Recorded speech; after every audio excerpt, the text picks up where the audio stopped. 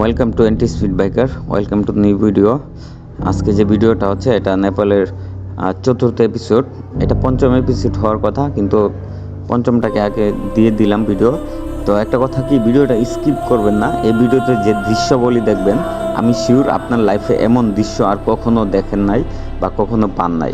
সুতরাং আপনি যদি অ্যাডভেঞ্চার প্রিয় মানুষ হন, তাহলে আপনি অবশ্যই ভিডিওটা পুরাটা দেখবেন, আর ভিডিওটা খুব মনোযোগ সহকারে দেখবেন। এই কারণে যে আসলে আমরা কি দৃশ্য দেখে আসলাম আপার মুস্তাং রোডে, আমরা কি দৃশ্যটা দেখে আসলাম, আপনারা যদি একটু মনোযোগ দিয়ে দেখেন তাহলে ভিডিওটা আপনার অবশ্যই ভালো লাগবে। স্কিপ না করে আপনি দেখতে থাকেন ভিডিওটি।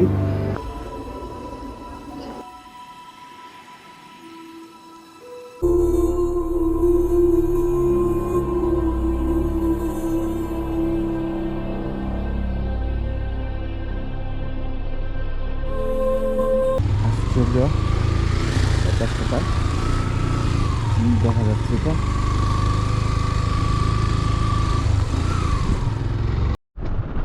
এই দেখেন বন্ধুরা, কি একটা ভিউ।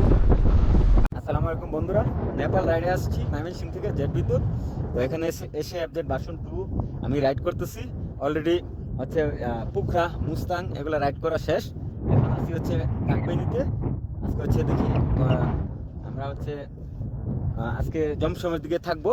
তো এফজেড ভার্সন 2 দিয়ে রাইড করতেছি। এই রুটটা এত অফ রোডিং। তো আমরা মুস্তাঙে ছিলাম, মুস্তাং থেকে নেমে এই জায়গাটা আমরা পাইছি। সরি, মুক্তিনাথে ছিলাম, মুক্তিনাথ থেকে নেমে এই জায়গাটা আমরা পাইছি। Helmet Bangladesh, rock helmet Bangladesh নিয়ে আমি চলে আসলাম নেপাল। বর্তমানে আছি কাকবেনি, যে জায়গাটা, এই জায়গাটা আপনারা দেখতেছেন। টোটালি অস্থির অসম একটি জায়গা।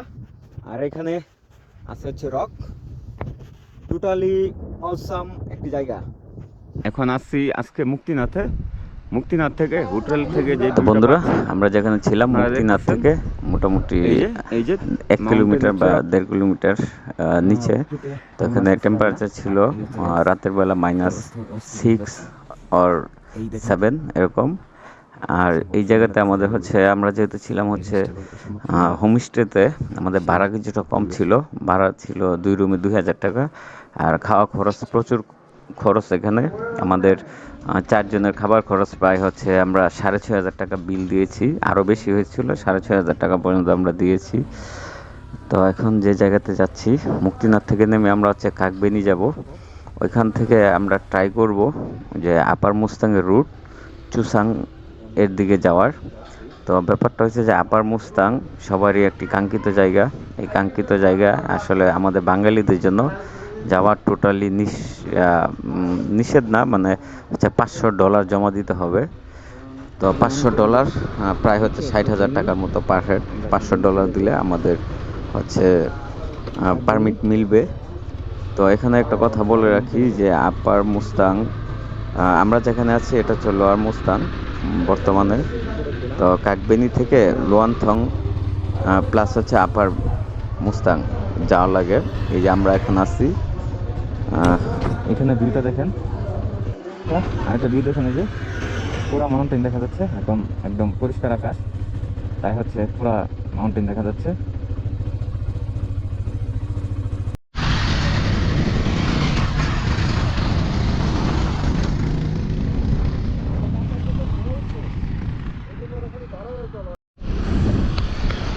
বন্ধুরা, এটা হচ্ছে কাকবেনি। এই যে কাকবেনিতে চলে আসছি। এদিক দিয়ে মুক্তিনাথ উঠতে হবে একদম চূড়ায়। আচ্ছা, যাই হোক, আমরা দেখি আজকে এখানে থাকা যায় কিনা।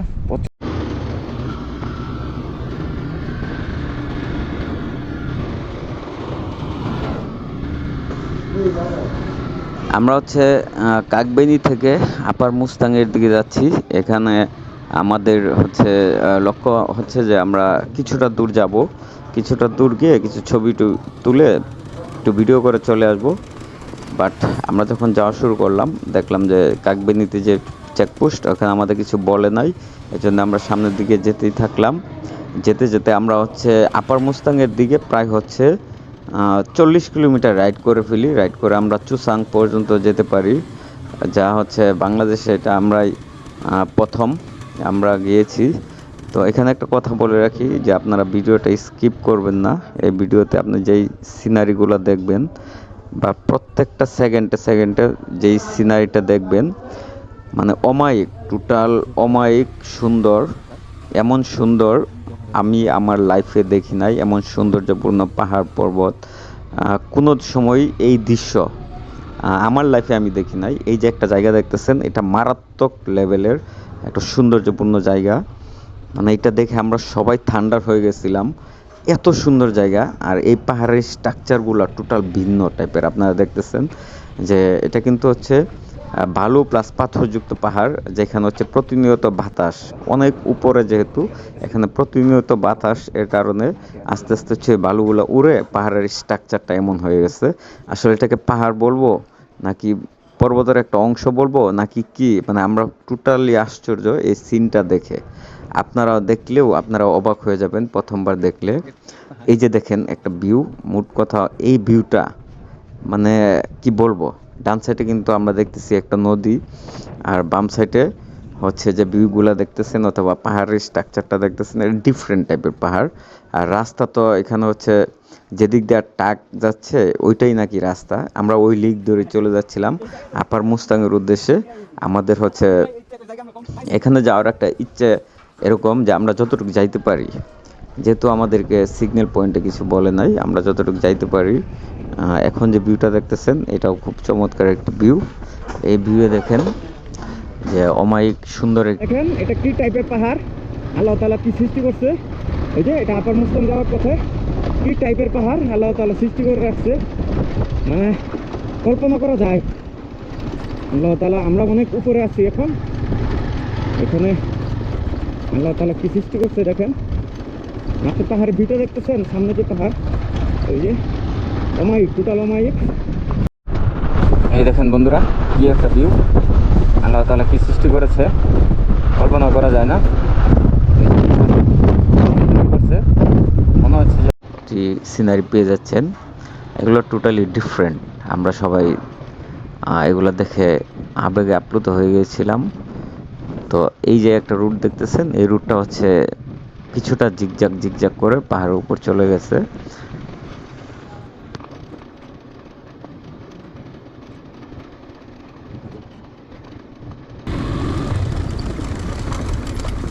তো এই যে চতুর্দিকে যে দৃশ্যগুলো দেখতেছেন, এটা হচ্ছে টোটালি রোদ ছায়া এর খেলা, যেখানে আপনারা দেখতেছেন যে পুরাটা হচ্ছে মরুভূমি টাইপের পর্বত বা পাহাড়।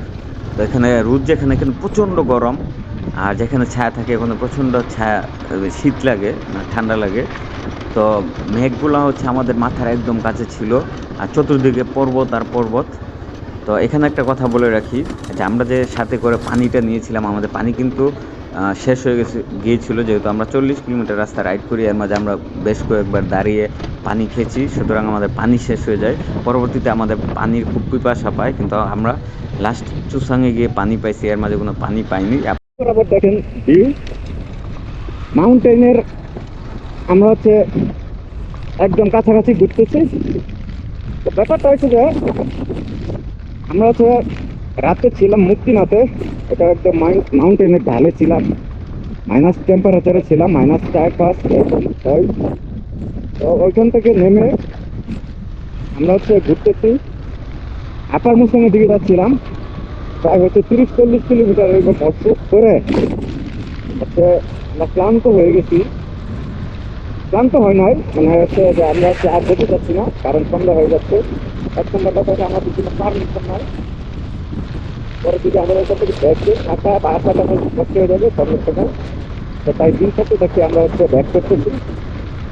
সেকেন্ড কথা হচ্ছে যে রুট, যদি খালি বৃষ্টি পড়ে তাহলে আর আসা যাবে না। আর যদি ভুলক্রমে যদি স্নোফল, ভুলক্রমে যদি ল্যান্ডস্লাইড হয় তাহলে আমরা আসতে পড়ে যাবো। এরকম এখান থেকে আর এই ভিউ, কি ধরনের ভিউ দেখেন, এই যে এই রাস্তা দেখেন, এখান থেকে আবার নিচে দিতে হচ্ছে দেখেন, একদম নিচে নেমে গেছে ওখান থেকে।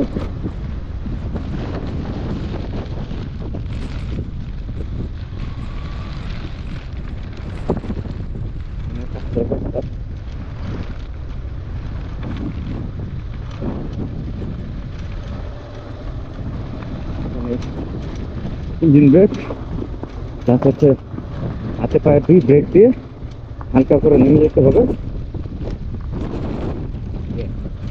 তারপর জন্য হ্যান্ডেল কাছাকাছি করে প্যারা নাই, আস্তে আস্তে নেমে যাবেন। বললাম তো একটু আগে, এক্সপিরিয়েন্সই হচ্ছে মেইন। আপনারা এই রুটে যখন যাবেন, যেহেতু মরুভূমি টাইপের প্রচণ্ড গরমযুক্ত একটি জায়গা, আপনারা অবশ্যই সাথে করে পর্যাপ্ত পরিমাণ পানি নিয়ে যাবেন। তো এখানে আশেপাশে যা দেখবেন, কোথাও কোনো দোকান অথবা কোনো টি স্টল নেই। আপনার যাইতে হবে একদম সেই চুসাং পর্যন্ত, লুয়ানথং ভ্যালি এর কাছাকাছি বা আপার মুস্তাংয়ের রুট এটি। তো আমরা হচ্ছে একমাত্র বাংলাদেশের এই 4 জন, 3 জন রাইডার ছিলাম আর সাথে আমাদের ভাবি ছিল, রাজভাইয়ের ওয়াইফ। এই 4 জনে আমরাই প্রথম গিয়েছি এই রুটে। তো এরকম দৃশ্যাবলী মানে আমি শিওর যে আপনারা কোনো ভিডিওতে দেখেন নাই অথবা বাংলাদেশি কারো ভিডিওতে দেখেন নাই।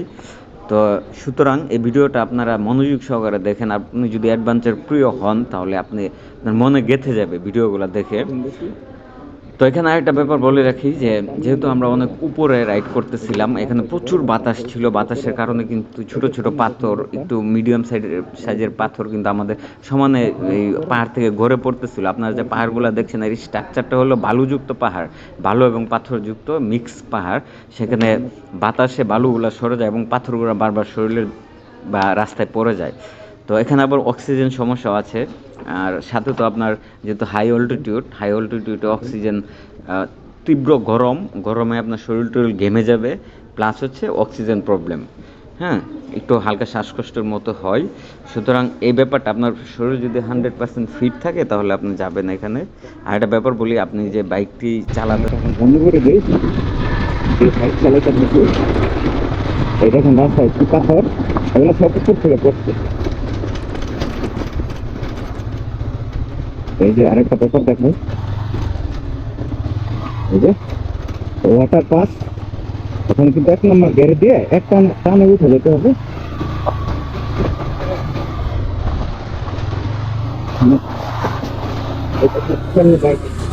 ভিতরে 1 নম্বর গেড়ে দিয়ে এক টানে উঠতে হবে। আর এখানে আপনার কোনো কাজে ব্রেক করা যাবে না, ব্রেক করলে বাইক আটকে যাবে। ওই দেখুন মাউন্টেন। আসলে ক্যামেরা বন্ধ করতে মন চায় না এরকম ভিউ দেখে। আবার আপনি অবশ্যই এটি যদি অফ রোডিং বাইক হয় তাহলে কোনো কথা নেই, কিন্তু আপনি যদি অফ রোডিং বাইক না থাকে তাহলে আপনি সেই ক্ষেত্রে অবশ্যই চাকার হাওয়া খুলে নেবেন, তাহলে আপনার চাকার 100 গ্রিপ পাবে, আদারওয়াইজ পাওয়া কিন্তু কঠিন হয়ে যাবে। সুতরাং হয়তো আমার কাছে দৃশ্যগুলো অনেক ভালো লেগেছে, আপনাদের কাছেও ভালো লাগবে। তবে একটা কথা বলে রাখি যে আমি বাংলাদেশের সকল জেলা ঘুরছি, 2 বার ঘুরছি অলরেডি।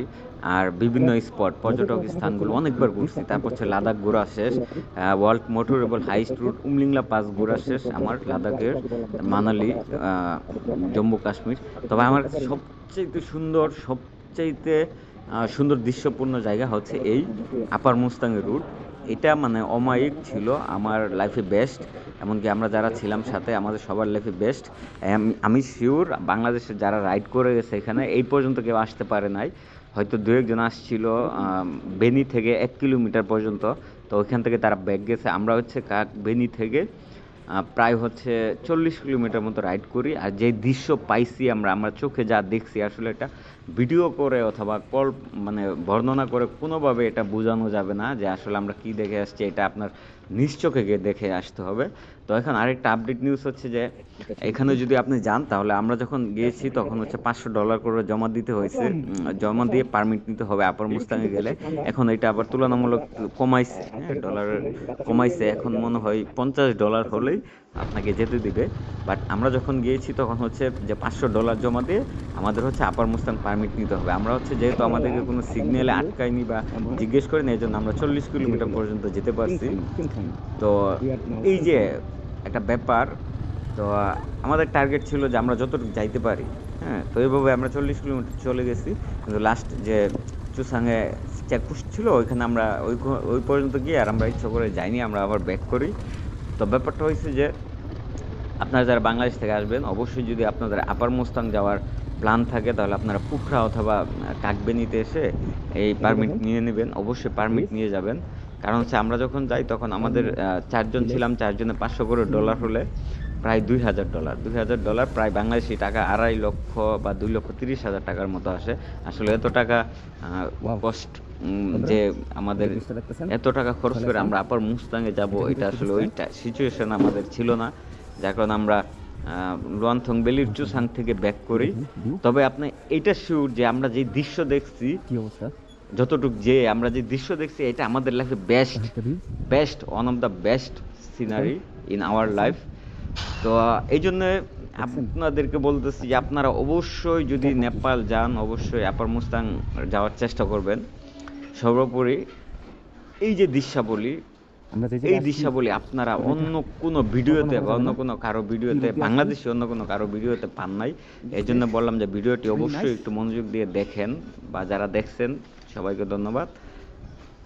তো দেখতে থাকুন ভিডিও, সামনে আরো অ্যাডভেঞ্চার ভিডিও আসতেছে, এটা হচ্ছে ভিডিও এপিসোডগুলো আসতেছে। এরপর হচ্ছে মানাঙের পুখরা টু হচ্ছে মুস্তাং এক ভিডিও রিলিজ হবে, তারপর হচ্ছে মানাঙের ভিডিওতে চলে যাবো। মানাঙের ভিডিও আরও এক্সট্রিম, আরও সুন্দর। তো ধন্যবাদ সবাইকে, যারা ভিডিও দেখতেছেন দেখতে থাকুন, আর হচ্ছে এনটি স্পিড বাইকার চ্যানেলটি সাবস্ক্রাইব করে পাশে থাকুন। ধন্যবাদ সবাইকে।